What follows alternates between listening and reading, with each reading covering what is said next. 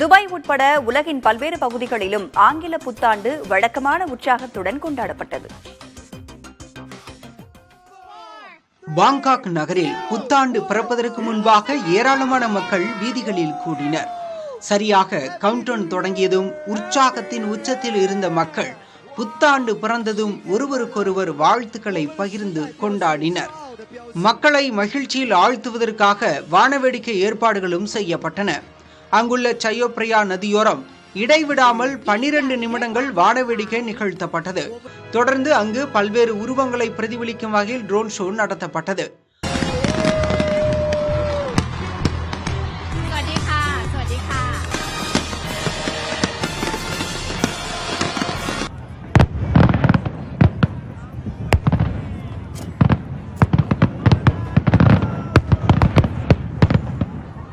துபாயில் உள்ள உலகிலேயே மிக உயரமான கட்டடமான புர்ஜ் கலிஃபாவில் புத்தாண்டையொட்டி பொருத்தப்பட்ட லேசர் ஒளிக்கீற்றுகள் பார்வையாளர்களை வெகுவாக கவர்ந்தது.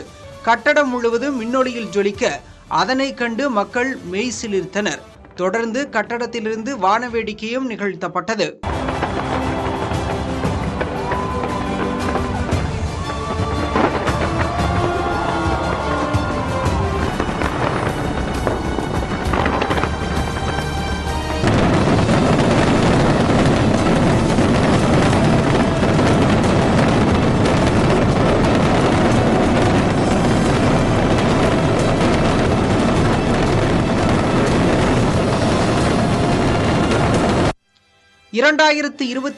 ஆண்டு புத்தாண்டை தைவான் பகுதி மக்கள் வெகு சிறப்பாக வரவேற்றனர்.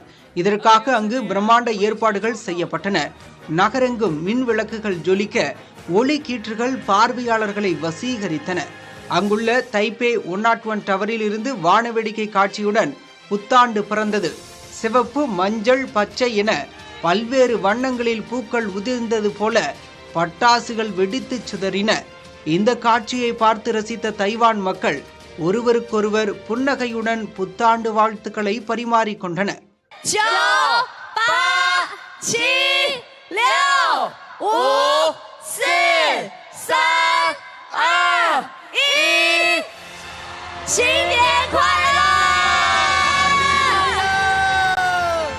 இதேபோல் ஹாங்காங் நகரிலும் புத்தாண்டு கொண்டாட்டம் களை கட்டியது.